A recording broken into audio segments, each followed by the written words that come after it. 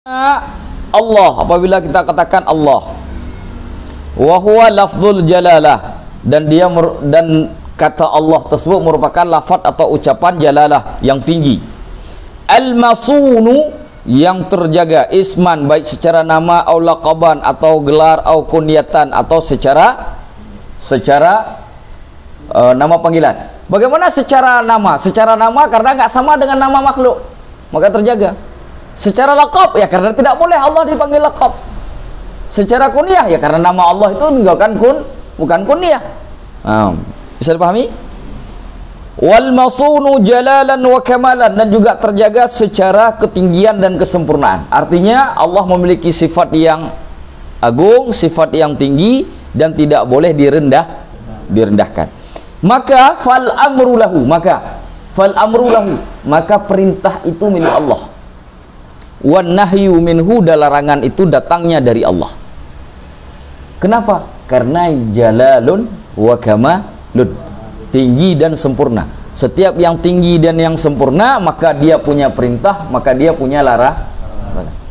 Bos pasti punya perintah. Ini di perusahaan pasti punya perintah, punya larangan. Tapi nggak mungkin anak buah perintah bos, larang bos. Nggak mungkin. Lucu itu namanya.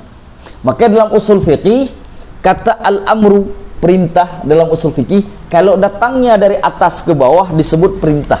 Tapi kalau datangnya dari bawah ke atas disebut pengharapan. Mana contohnya? Allah mengatakan begini. Aqimus shalah wa atuz zakah. Dirikanlah salat, tunaikanlah zakat. Perintah bukan? Perintah. Perintah itu maknanya ya perintah. Dalam makna perintah. Perintah dalam makna yang sebenarnya.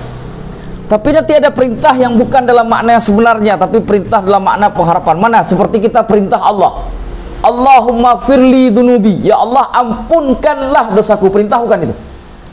Perintah kan? Perintah. Tetapi tidak boleh dimaknai perintah. Walaupun kata perintah, tapi tidak boleh dimaknai perintah, tapi dimaknai dengan pengharapan. Katanya kata perintah, kata yang digunakan kata perintah. Allah ampunilah, kan kata perintah itu, tetapi tidak boleh dimaknai perintah.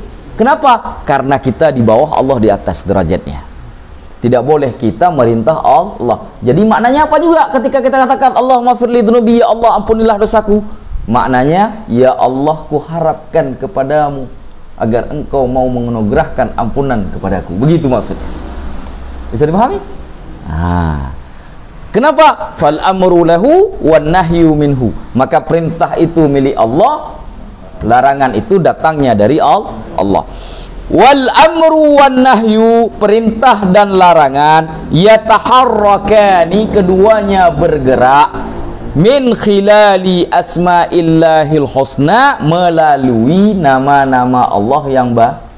Semua perintah dan larangan itu bergerak melalui nama-nama Allah yang baik. Semua perintah. Salat untuk apa? Untuk mengagungkan Allah, benar gak? Allah al-azim. Perintah salat berarti bergeraknya melalui asmaul husna. Dilarang mencuri. Kenapa dilarang mencuri? Tidak boleh zalim. Kenapa tidak boleh zalim? Karena Allah al-adil. Betul? Berarti semua perintah dan larangan itu berhubungan dengan nama-nama Allah. Jadi kalau ada perintah yang nggak kita kerjakan, jika ada larangan yang kita indahkan, maka sebenarnya kita telah mengkhianati asmaul husna. Gitu maksudnya. Ada asmaul husna yang kita khianati. Paham? Bisa dipahami? Maka berhak nggak Allah marah? Berhak. Maka berkatalah Allah dalam Al-Quran, walladzina kafaru wa kadzabu biayatina ulaika ashabun nari hum fiha khalidun. Dan apapun orang-orang yang kafir dan yang mendustakan ayat-ayat kami, mereka berada di dalam neraka kekal abadi selama-lamanya. Jadi bukan hanya kafir, tapi juga mendustakan ayat Allah. Apa yang mendustakan ayat Allah? Perintah Allah dianggap bukan perintah, larangan Allah pun tak diindahkan. Maka hukumnya jadi dua. Kalau misalkan orang tak sholat karena dia malas, maka dia sudah melakukan dosa besar. Hukumnya disebut dengan fasik, orang fasik. Tapi kalau dia tak sholat karena menganggap sholat itu tak wajib, langsung murtad saat itu juga. Tapi dia yakin Allah itu Tuhannya, walaupun dia yakin Allah itu Tuhannya. Tapi dia yakin Rasulullah itu nabinya, walaupun dia yakin Rasulullah itu nabinya. Kenapa? Karena ada bab dari rukun Islam yang sudah dia anggap tidak ada, padahal ada. Karena perintah Allah sudah dia abaikan. Nah, bisa dipahami? Allahu a'lam bishawab. Kita lanjutkan. Allahul Malik, Allah lah sang raja.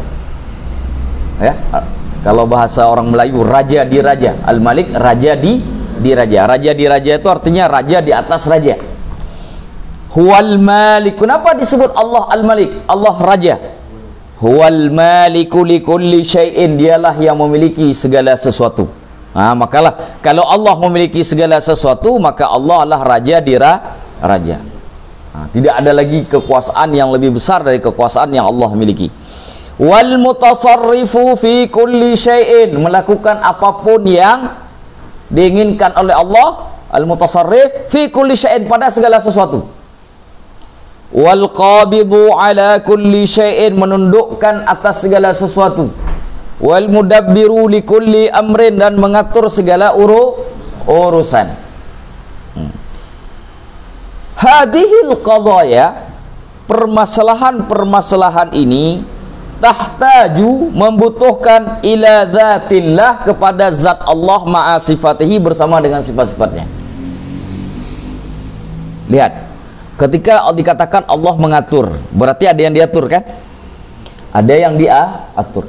Pengaturan itu membutuhkan dua sekaligus, zat Allah dan sifat Allah secara bersamaan. Kenapa butuh zat Allah? Bagaimana mungkin butuh sifat Allah kalau Allah tidak ada? Kenapa butuh sifat Allah? Supaya kita tidak mengatakan zat Allah itu hanya sekedar simbol. Tidak simbol. Karena Mu'tazilah nanti mengatakan, jika saya membunuh orang ataupun saya memberikan sedekah kepada orang, gak ada campur tangan Allah sedikit pun di situ. Allah tidak ikut campur sedikit pun dalam hal itu. Murni 100% saya sendiri. Itu kata Mu'tazi, ya Allah dinafikan oleh dia. Dia menganggap bahwa dialah yang berkuasa terhadap perbuatannya sendiri. Karena bagi Mu'tazilah, perbuatan itu dia sendiri yang menciptakan, bukan Allah. Inilah beda dengan Ahlus Sunnah wal Jamaah. Ahlus Sunnah mengatakan Allah lah yang menciptakan semua perbuatan hamba. Tapi nanti ada perbedaan dengan Jabariyah. Jabariyah mengatakan bahwa ketika kita membunuh orang, kita memberi sedekah orang, itu memang takdir Allah SWT. Semua Allah yang ngatur, kita nggak punya daya dan usaha. Terima saja. Lah, pertanyaan ini pun juga kacau. Nah, kalau Allah kemudian yang menakdirkan kamu melakukan itu semata-mata 100%, bagaimana Allah menghukummu dengan ketentuannya sendiri? Nggak masuk akal. Jadi yang benar apa? Yang benar dalam bahasa yang sangat-sangat sederhana, kita yang memilih perbuatan yang Allah sudah ciptakan. Allah menciptakan kita membunuh atau tidak membunuh. Lalu kita yang memilih mana yang kita ambil, apakah perbuatan yang membunuh atau perbuatan yang tidak membunuh. Kita yang milih. Perbuatannya dua-dua Allah ciptakan. Sebagaimana Allah menciptakan yang baik, Allah menciptakan pula yang buruk. Tinggal kita yang pilih yang mana. Nah, itu yang benar tuh. Itu Ahlus Sunnah wal Jamaah. Makanya kita beda dengan Mu'tazilah, kita beda dengan Jabariyah. Dalam bahasa sederhana lagi, kalau Mu'tazilah kita yang melakukan, tapi semuanya atas izin Allah. Nah, gitu. Makanya jangan heran ada orang mencuri, udah dia bikin ini harus jam segini, congkel pintunya di sini, ya, jam segini orangnya begini, udah dibikin skenario oleh dia, planningnya sudah mantap, tetap aja gagal. Gara-gara apa? Kadang-kadang cuma gara-gara seekor kucing. Gagalnya gara-gara seekor kucing. Dari mana kucing itu menggagalkan dia? Kalau bukan Allah yang menginginkan dia gagal. Tapi ada juga orang tadinya nggak pengen mencuri, terbersit sebentar dalam hatinya pengen curi, berhasil. Orang tadinya nggak punya planning apa-apa, tapi timbul keinginan ingin mencuri, dia memilih untuk mencuri, lalu Allah izinkan dia mencuri, karena mungkin keinginan itu sangat kuat, lalu Allah mudahkan kejahatan itu terjadi pada dirinya, karena dia benar-benar saat itu melupakan Allah. Bisa saja kan? Nah, timbangannya Allah yang maha tahu. Tetapi tetap terjadi karena izin Allah. Ada campur tangan Allah. Saya paham sampai di sini. Ahlussunnah wal Jamaah berada di tengah. Itulah yang membedakan kita dengan Mu'tazilah dan Jabariyah. Mu'tazilah mengatakan semua perbuatan 100% milik makhluk. Jabariyah enggak, mengatakan 100% milik Allah. Kata kita bukan. Perbuatan itu milik Allah, kita yang memilihnya. Bukan kita yang menciptakan perbuatan kita. Saya mengajar saya ini bukan perbuatan yang saya ciptakan. Allah yang ciptakan, lalu Allah berikan kepada saya. Saya boleh memilih untuk mengajar dan boleh memilih untuk tidak mengajar. Saya boleh memilih. Tapi jika saya tidak mengajar, itu juga perbuatan Allah yang ciptakan, diberikan kepada saya. Kalau saya mengajar, itu pun juga perbuatan yang Allah ciptakan, yang kemudian juga diberikan saya.